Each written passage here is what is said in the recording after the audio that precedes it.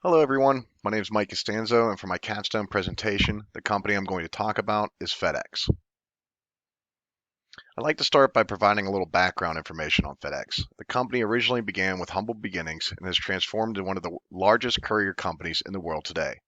FedEx has been acknowledged throughout the years as a most admired brand and a great place to work, and has developed that reputation through years of innovation and reliability. With official beginnings in 1973, FedEx founded and established the entity known as Federal Express as a company that can streamline package delivery service through overnight air transportation. Federal Express began in Memphis, Tennessee due to their centralized location within the United States, and on the first night of operations, 14 small aircraft took off from Memphis and delivered 186 packages to 25 U.S. cities ranging from Rochester, New York to Miami, Florida. Federal Express started making history in the 1980s as it became the first company to report $1 billion in revenue within the first 10 years of startup without mergers or acquisitions. Today, FedEx has turned into a courier powerhouse with just under $70 billion in revenues, roughly 600,000 team members, and operating in roughly 220 different countries. FedEx operates in the courier, express, and parcel industry, or otherwise known as SEP industry. The courier industry has been enduring a steady state of uncertainty and unpredictability for several years, and the global pandemic of 2020 with COVID-19 has added on to that level of unpredictability. Customers utilize the couriers firms for the delivery of parcels, packages, and other various needs. The two sectors of this industry are the business to business sector and the business to consumer sector. For years, the strength in this industry could be found in business to business. However, recent surges in demand for home deliveries have caused many firms in the courier industry to understand the future trends will be focused on business to consumers. The shift from B2B to B2C will cause many firms to adjust their strategies as deliveries of multiple packages to one location will begin to decline while single deliveries to multiple locations will continue to rise. As you can see in the graph, in 2021, the global courier market is expected to reach 403.6 billion euros. FedEx, DHL, and UPS are the major players in this industry and make up roughly 90% of the global market share. It's also worth mentioning Amazon, as they have been rapidly expanding and believe they could one day develop a logistics system that can deliver packages to compete directly against FedEx and UPS. There are multitude of driving factors in this industry, including but not limited to rising demand for home deliveries, increasing demand for faster and more affordable delivery options, rising gas costs, reduction of carbon footprint, and new technology with autonomous vehicles. FedEx's biggest rival is unquestionably UPS. An easy tool to compare the two companies is the ROIC analysis, which gives a sense of how a company is using capital to generate profits. In 2020, FedEx came out on top of UPS, but barely, showing roughly a 1% higher ROIC. One component of the ROIC analysis is the return on revenue, also known as net profit margin. FedEx is shown to have a slightly higher return on revenue than UPS, showing that FedEx is experiencing higher profit margins. The other component is working capital turnover, which shows how successfully a firm's capital is being used to produce revenue. In this scenario, UPS came out ahead, showing that UPS is operating with a more cost-effective structure. The courier industry is a very attractive industry, specifically due to the growth of e-commerce. 2020 pandemic pushed more consumers to shop online, accelerating an industry that was already rising. Over the past decade, e-commerce was growing on average of 15% per year, which more than doubled to 32% in 2020. As the growth of e-commerce is a key factor for industry attractiveness, so is cross-border trade, as the development of these channels in emerging countries have provided an opportunity for international trade and business deliveries. The courier market is also embracing technological advancements, as more and more firms are utilizing new digital technologies. The courier industry can be analyzed in the five-force analysis as a way to further evaluate industry attractiveness. In this industry, threat of entry is high as barrier to entries are low.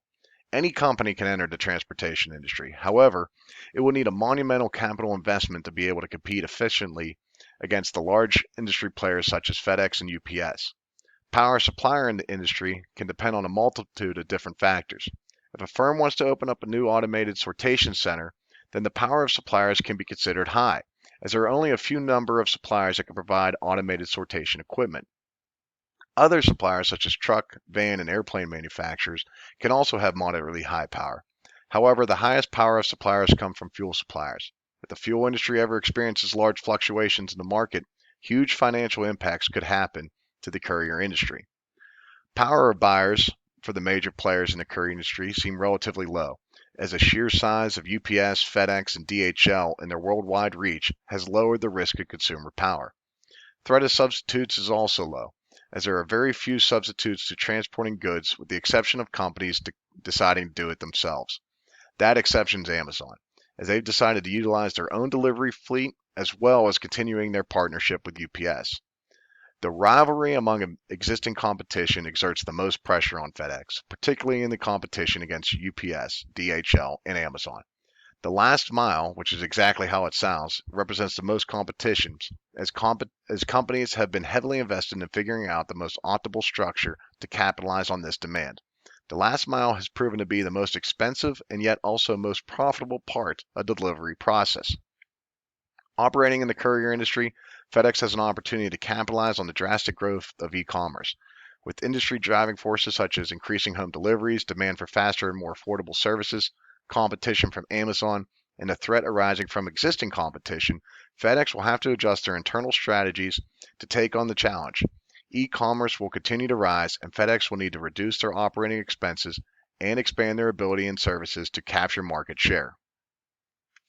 FedEx has very clearly stated their performance goals on their website.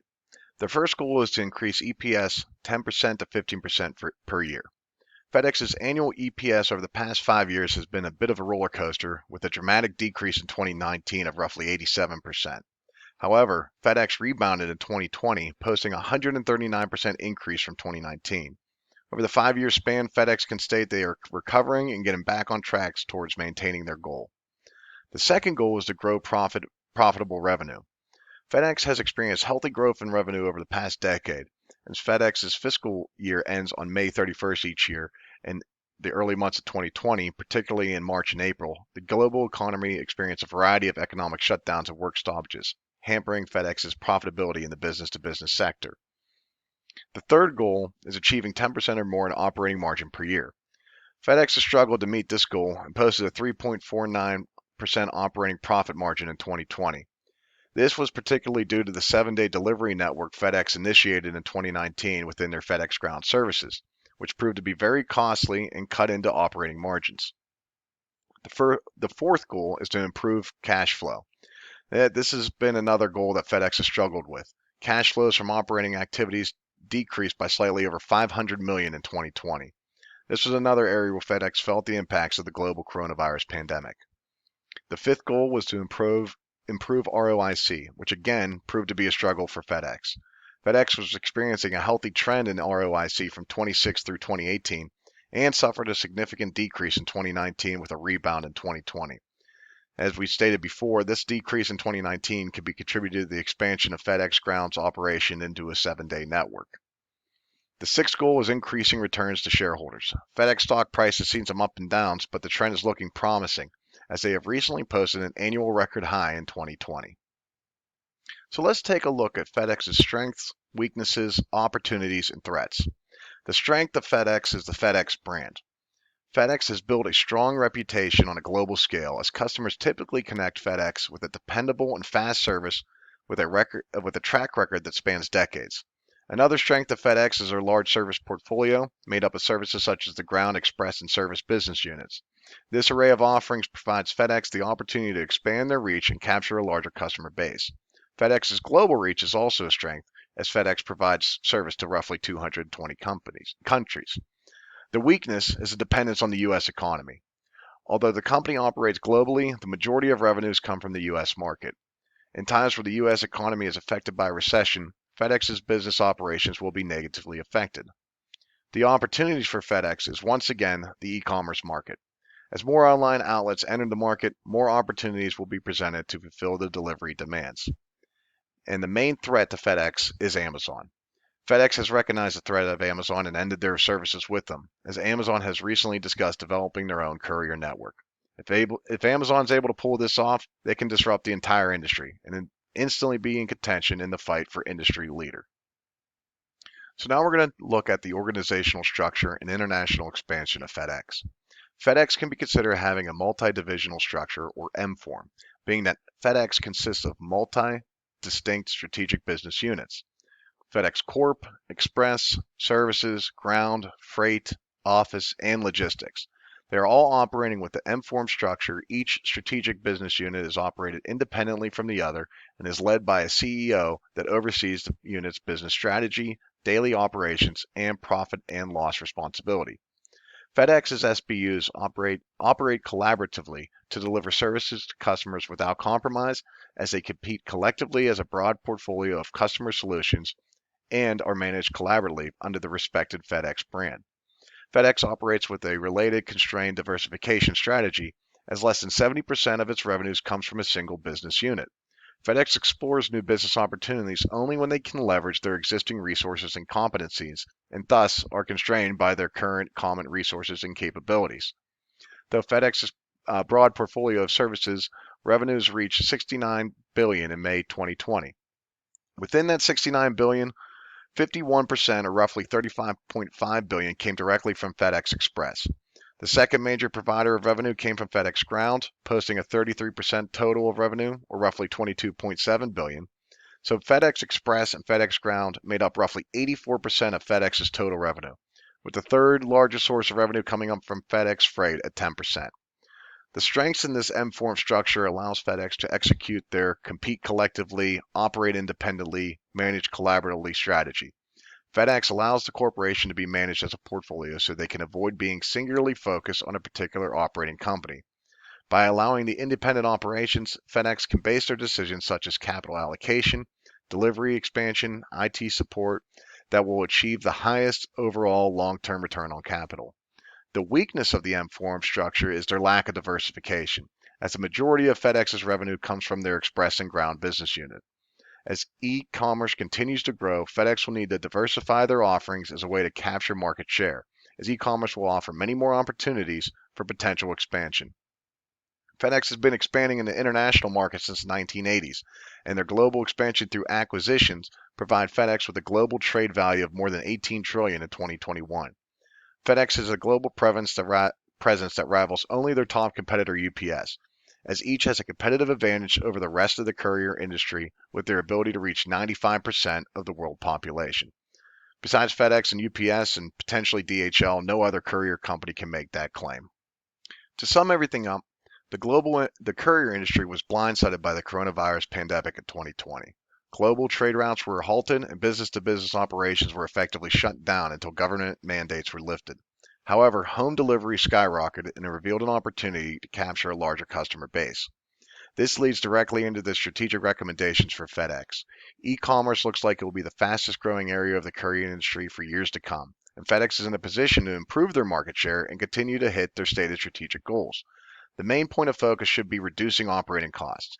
UPS has been shown to be more efficient with their operations, and FedEx must focus on bringing down operation costs to directly increase their profits and compete more effectively against UPS.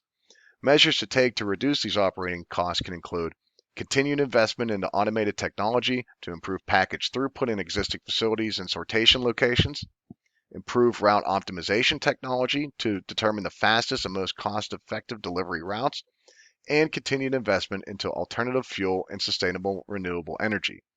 By reducing operating costs, FedEx can gain a competitive advantage against UPS that could propel FedEx into becoming the single global industry leader in the courier industry. Investment in the route optimization technology will capitalize on faster and more cost-effective deliveries. And lastly, FedEx should put a pause on the company acquisition front, both domestically and internationally. While continued expansion is a positive, the heavy financial cost to acquire new companies is more than just the purchase price. FedEx should pause on this expansion and allocate those financial resources into improving current operations and reducing current overhead. This concludes my presentation. Thank you for taking the time to listen.